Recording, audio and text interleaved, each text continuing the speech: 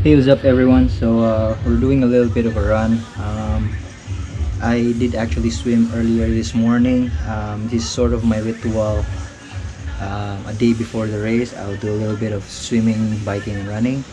So I did a swim earlier this morning, and I'm doing a few strides just to open up the legs, just to keep it loose and get it ready for tomorrow. Later when we arrive in Aluginsan, we're gonna do a little bit of cycling in the bike course as well. Open up the legs, and hopefully they'll be ready tomorrow.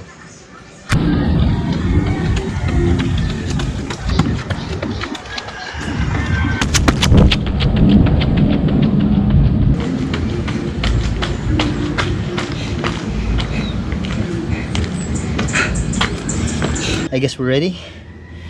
Just one more session to go in the afternoon, and we're off for a race.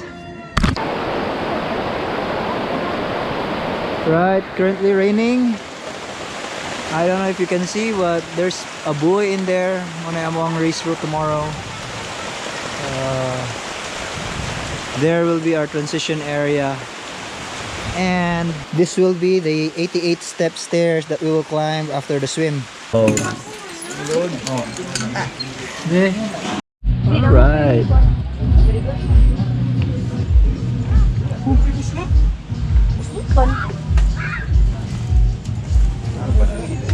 Uy, wala, thank you sa.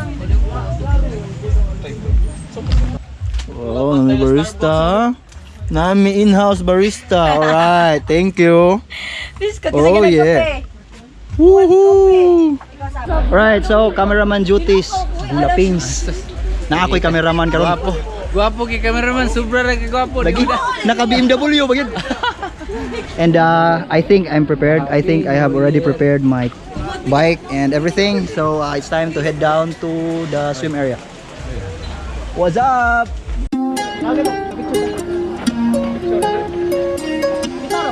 Hi Lodi Cakes. Idol. Pinawag ka na, marunong ka. Coach Christian Lim.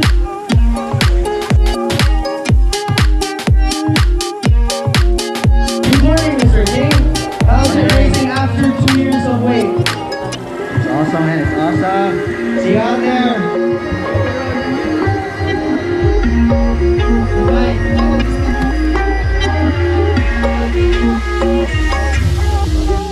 Hey, fire!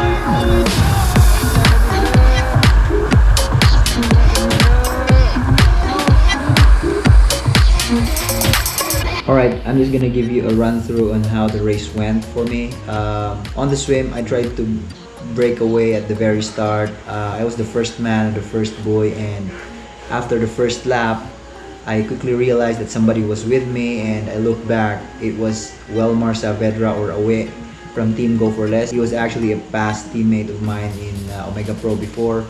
We were competitors from way back then. I was kind of rattled because I know how strong he is on the bike and on the run. So I was trying to decide if I'd break away on the second or third lap of the swim, or roll out the dice on the bike. And I ended up just letting him pull me at the third and final lap of the swim. He came out of the water first, I came out second, and then we went up the stairs and into transition together.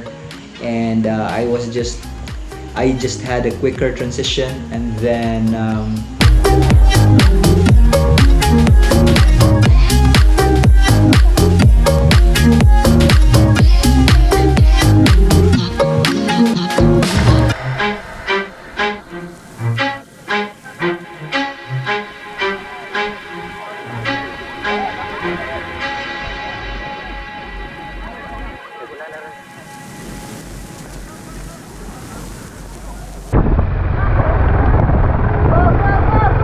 10 seconds.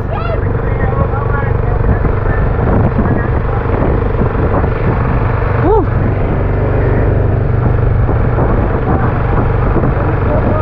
So this is how the bike leg went as far as I can remember. Right after transition, I managed to squeeze about 4 to 5, maybe 6 seconds out from away, and then I just grilled the first kilometer of the bike leg. It's some of the steepest part of the bike course. Si Ara, grabe nadapag shoutout to. Nadapag shoutout. Welcome to Galaping's channel.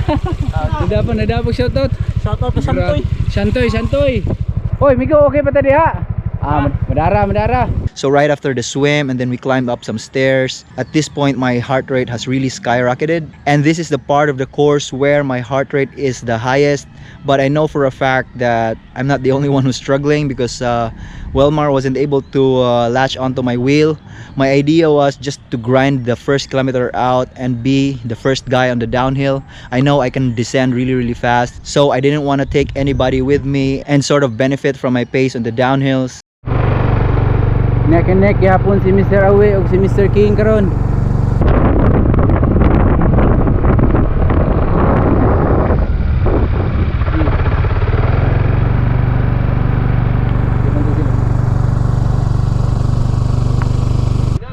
Master, nagkasaka imo hanggap mga 7-8 seconds na. Padung na ko mong. Go Bobo. Let's go Bobo. Mga naay mga 8 to 10 second gap na si Christian. Nag downhill na. Kusog ito mo downhill. Ang kaning usa si Mr. Awe kay nag-climb pa. Murag ni saka gyud maayo ang gap.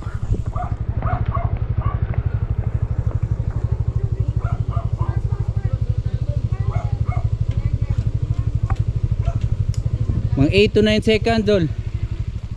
Mga 8 to 9 seconds ang gap. Dara nga tong master. Layo na kay Mr. Awe. Ang 1-on-1 nahimo ng 1. And then after that, I just climbed at a steady pace towards Malolos. I managed to catch a few riders. Some of them got dropped. I have gotten a word that Team Go For Less was working well together.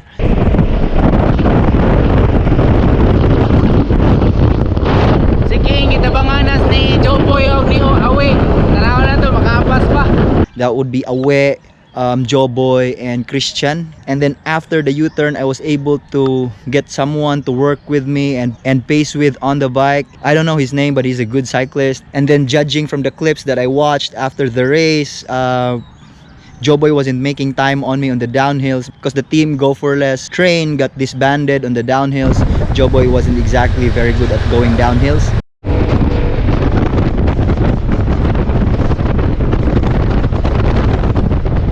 And on the last parts of the bike where it's really steep going back into Hermit Scope, I just tried to manage myself, pace myself really well, and prepare me for the run.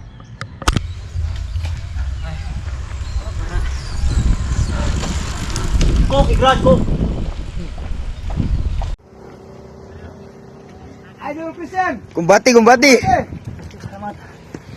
Oh, green. Ato ko babaw. So the run. Going into the run, I know I have about like 4 to 5 minutes advantage from the next guy in my category, and that is Joboy. So I know I have the win in my category in the bag already, unless catastrophic things happen. In order to get myself motivated into the run, I tried to chase the 5 people that are ahead of me in the 25 and under category, which started 10 minutes ahead of us. Most of them I caught on the swim and then on the bike. There's just 5 of them that are ahead of me going into the run. So I had that in mind to keep myself motivated. I ran the first kilometer, which is a very steep uphill, conservatively, so that I will have the proper legs to run the rest of the 10K. Actually, the hardest part for me was the downhills. It's not the type of downhills wherein you can carry speed and, you know, blast it off. It's super steep. Ended up being really painful. I have to constantly fight gravity and stop myself from rolling over. It was that steep. It's a little difficult for anybody to run fast on that downhill because it's very, very steep. And to make things worse, there's actually no flat sections in this course. So I had to also keep my efforts in check and try to be very efficient in every terrain. I was very, very thankful for the locals, especially to the people who came into the run course. Some of them are my viewers in YouTube. Thank you so much for the support.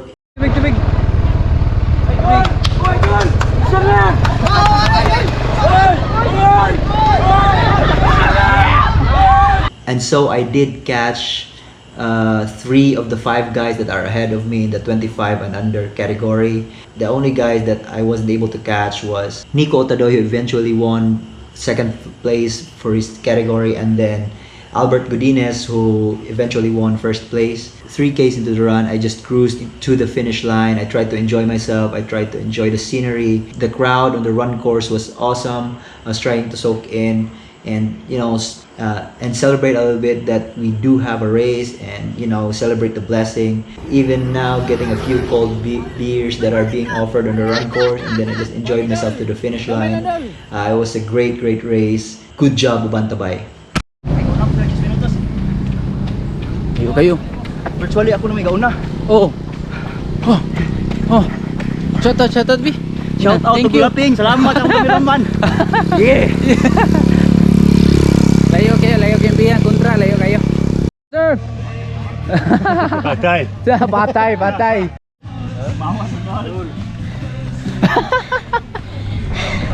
Disney, gamay na lang! Yakay ka, Bulaping! Bawas ako na! Ma'am, kumusta ang duwa? So I was also equally happy for my students who did really well in this race. To Neil and to Justin, who were completely out of their comfort zone and still did the race. Especially to Kim, who won overall women's, despite the fact that this is her first time doing a triathlon. But I'm not surprised at all. I know for a fact that she can climb really, really well. So this is a course that suited her. Bago ra jud ni finish. Yo, what up? Thank you. So, what did I tell you? Huh? What did I tell you? How's your first triathlon? Test. So my final thoughts on the race. I really do think that it was a total success, considering the fact that this is the first time Ubanta Bike has staged a triathlon race, and considering the fact that we are in the middle of a pandemic, it went smoothly, everything was great. So I'm super impressed. So to Ubanta Bike, to the LGU of Aluginsan, to Ma'am Arlette and the entire crew, huge congratulations. Great job, and I hope you create more triathlon races soon. So as for me and with my race, I did end up having the fastest time of the day. It is actually the first triathlon race that I came in with 0 swims on the swimming pool, 0 track workouts. So I was a little unfit, but I think so is everyone else because of this pandemic.